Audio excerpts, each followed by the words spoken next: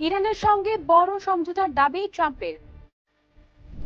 স্ত্রীকে হত্যার পর ভার্জিনিয়ার সাবেক লেফটেন্যান্ট গভর্নরের আত্মহত্যা। 40 দেশের বৈঠক, সমুদ্রপথ নিরাপত্তায় নতুন উদ্যোগ।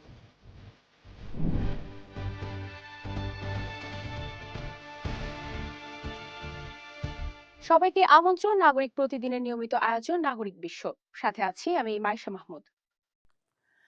মার্কিন প্রেসিডেন্ট ডোনাল্ড ট্রাম্প ইরানের সঙ্গে বড় ধরনের সমঝোতার ইঙ্গিত দিয়েছেন। তিনি দাবি করেন ইরান পরমাণু অস্ত্র না রাখায় সম্মত হয়েছে। B-2 হামলার প্রেক্ষিতে পারমাণবিক অবশিষ্টাংশ ফেরত দিতেও রাজি তেহরান, এমন দাবি ট্রাম্পের। যদিও এ বিষয়ে এখনো কোনো আনুষ্ঠানিক প্রতিক্রিয়া জানায়নি ইরান।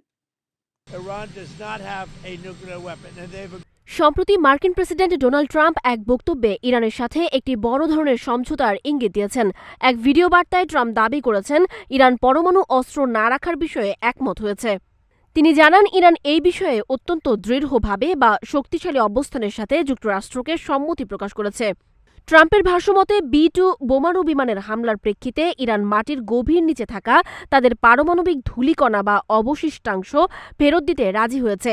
বর্তমানে ইরানের সাথে অনেক বিষয়ে ঐক্যমত্য তৈরি হয়েছে এবং এর ফলে ভবিষ্যতে ইতিবাচক কিছু ঘটবে বলে আশাবাদ ব্যক্ত করেন ডোনাল্ড ট্রাম্প। তবে ট্রাম্পের এই দাবি প্রকাশের পর ইরানের পক্ষ থেকে এখনও কোনো মন্তব্য পাওয়া যায়নি। যুক্তরাষ্ট্রের ভার্জিনিয়াতে চাঞ্চল্যকর ঘটনা। সাবেক লেফটেন্যান্ট গভর্নর জাস্টিন ফেয়ারফ্যাক্স নিজের স্ত্রীকে গুলি করে হত্যার পর আত্মহত্যা করেছেন বলে জানিয়েছে পুলিশ। পারিবারিক কলহ ও বিবাহ বিচ্ছেদ সংক্রান্ত বিরোধকে এ ঘটনার সম্ভাব্য কারণ হিসেবে দেখছেন তদন্তকারীরা। বিস্তারিত প্রতিবেদনে। যুক্তরাষ্ট্রে ঘটে গেল এক মর্মান্তিক ও চাঞ্চল্যকর ঘটনা। ভার্জিনিয়ার সাবেক লেফটেন্যান্ট গভর্নর জাস্টিন ফেয়ারফ্যাক্স নিজের স্ত্রী শেরিনা ফেয়ারফ্যাক্সকে গুলি করে হত্যার পর নিজেও আত্মহত্যা করেছেন বলে জানিয়েছে পুলিশ। ঘটনাটি দেশজুড়ে ব্যাপক আলোড়ন সৃষ্টি করেছে। অ্যানান্ডেল এলাকার নিজ বাসভবনে এই ঘটনা ঘটে। পুলিশ জানায় ঘটনার সময় ওই দম্পতির 2 কিশোর সন্তান বাড়িতেই ছিল। ভয়াবহ পরিস্থিতিতে তাদের এক ছেলে জরুরি সেবা নম্বর 911-এ কল করে পুলিশকে খবর দেয়। তদন্তকারীরা জানান বাড়ির ভেতরের সিসিটিভি ক্যামেরার ফুটেজ দেখে নিশ্চিত হয়েছেন জাস্টিন প্রথমে বাড়ির বেসমেন্টে স্ত্রী শেরিনাকে কয়েকটি গুলি করেন। পরে তিনি উপরে শোবার ঘরে গিয়ে নিজের মাথায় গুলি চালিয়ে আত্মহত্যা করেন। পুলিশ জানিয়েছেন দীর্ঘদিন ধরে চলা পারিবারিক কলহ এবং একটি জটিল ও তিক্ত বিবাহ বিচ্ছেদ সংক্রান্ত বিরোধ এ হত্যাকাণ্ডের মূল কারণ হতে পারে। 2025 সালের জুলাই মাসে শেরিনা বিবাহ বিচ্ছেদের আবেদন করেছিলেন।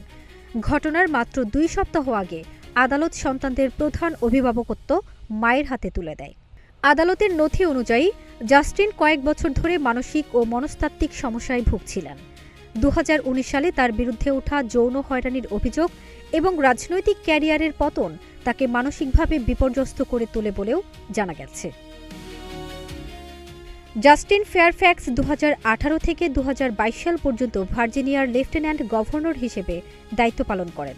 রাজনৈতিক জীবনে তিনি বন্দুক সহিংসতা প্রতিরোধের পক্ষে সোচ্চার ছিলেন। ফারজানা নিকিতা, নাগরিক প্রতিদিন। মধ্যপ্রাচ্যের গুরুত্বপূর্ণ সমুদ্রপথ হরমুজ প্রণালী ঘিরে কূটনৈতিক তৎপরতা জোরদার করেছে যুক্তরাজ্য ও ফ্রান্স। প্রায় 40 দেশের অংশগ্রহণে বৈঠকে প্রণালীতে নিরাপদ জাহাজ চলাচল নিশ্চিতের উদ্যোগ নেওয়া হচ্ছে। ইরানকে ঘিরে উত্তেজনার প্রেক্ষাপটে বৈশ্বিক বাণিজ্য ঝুঁকিতে পড়ার আশঙ্কাও তুলে ধরা হয়েছে। বিশ্ব রাজনীতিতে বারবার আলোচনায় মধ্যপ্রাচ্যের সমুদ্রপথ হরমুজ প্রণালী, যা ঘিরে নতুন করে কূটনৈতিক তৎপরতা শুরু হয়েছে। ইউরোপের 2 শক্তিশালী দেশ যুক্তরাজ্য ও ফ্রান্স হরমুজ প্রণালী নিয়ে বড় ধরনের উদ্যোগ নিয়েছে। প্রতিদিন কোটি কোটি ব্যারেল তেল এই প্রণালী দিয়ে পরিবাহিত হয়, তাই এখানে কোনো অস্থিরতা সরাসরি বিশ্ববাজারে তেলের দাম ও সরবরাহ ব্যবস্থায় প্রভাব ফেলে। 17 এপ্রিল যুক্তরাজ্য ও ফ্রান্স প্রায় 40টি দেশের নেতাদের নিয়ে একটি ভার্চুয়াল বৈঠকের আয়োজন করেছে। এই বৈঠকের মূল উদ্দেশ্য হল হরমুজ প্রণালীর বর্তমান পরিস্থিতি পর্যালোচনা এবং সেখানে জাহাজ চলাচলের নিরাপত্তা নিশ্চিত করা।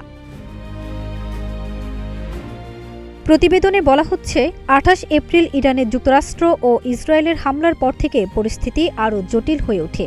এরপর থেকে তেহরান নিজেদের ছাড়া অন্যান্য জাহাজের জন্য হরমুজ প্রণালীতে চলাচল কার্যত সীমিত করে দেয়। এর ফলে আন্তর্জাতিক শিপিং কোম্পানিগুলো বড় ধরনের অনিশ্চয়তার মুখে পড়ে।